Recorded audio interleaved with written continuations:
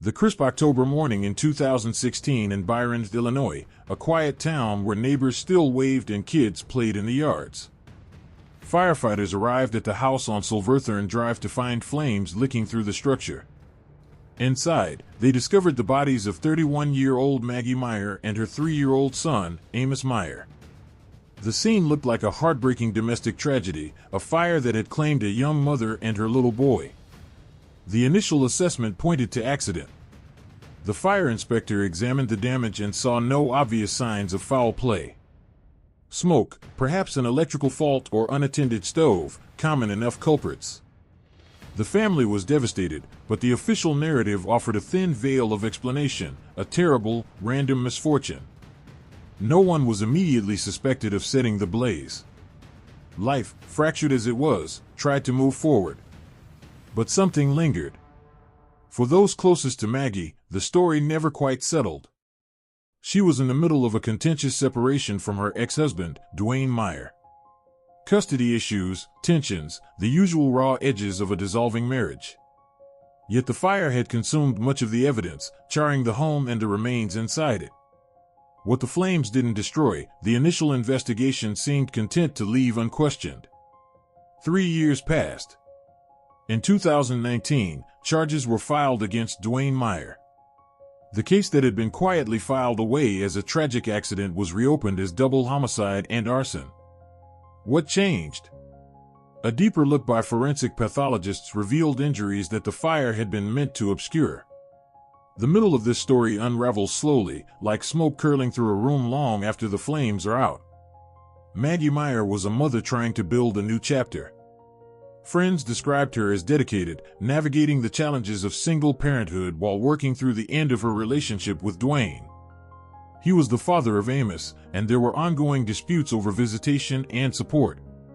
On the morning of the fire, Dwayne had reportedly gone to the home to pick up Amos for a visit to the family farm. When firefighters responded, they found Maggie's body in a position that raised quiet questions. But the priority was containment and recovery. The initial fire investigation did not immediately flag accelerants or multiple points of origin in a way that screamed arson. The house had burned intensely, and the remains were badly damaged. Autopsies at the time were limited by the condition of the bodies. Young Amos showed signs consistent with smoke inhalation. But Maggie's injuries were harder to read amid the charring. Investigators later pieced together timelines. Dwayne's presence that day, his accounts of events, and inconsistencies that emerged under scrutiny. There were reports of prior domestic tensions. But it was the science, revisited years later, that cracked the case open. Pathologists examining preserved evidence found deep hemorrhaging in the neck muscles of Maggie. Patterns highly suspicious for manual strangulation. These were injuries inflicted before the fire, not caused by it. Petechial hemorrhages and tissue damage told a story of violent compression that predated the blaze. The fire, experts determined, had been set to conceal the homicide. It wasn't a simple accident sparked by everyday life. The flames had been a cover, an attempt to erase the evidence of what happened inside those walls. Witness statements and digital records added layers. Phone data, movements, alibis that didn't hold under pressure. The psychological portrait of Dwayne emerged not as a grieving father but as someone entangled in motive. Strangulation is an intensely personal, hands-on act of violence, often tied to rage or a need to silence.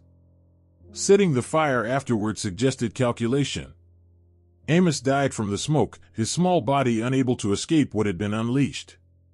The investigation deepened over those 3 years. Cold case reviews, forensic advances, and persistent advocacy from Maggie's family kept the pressure on. What the initial fire inspector saw as accidental damage, later experts recognized as staging. The pathologist's findings were the key that unlocked the contradiction.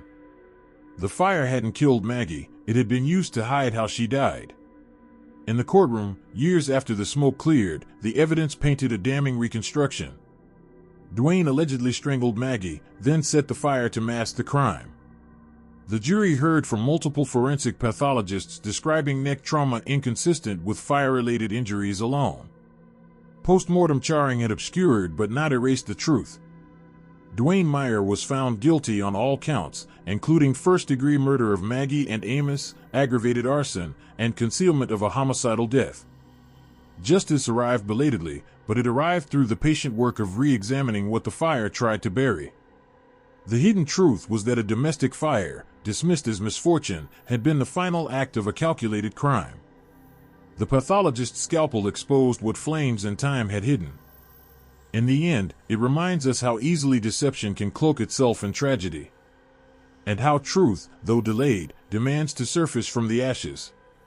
If you want to uncover more dark truths and hidden histories, subscribe to FrameTale HQ, hit the notification bell, and leave your thoughts on this story in the comments below. Until next time, keep searching for the truth.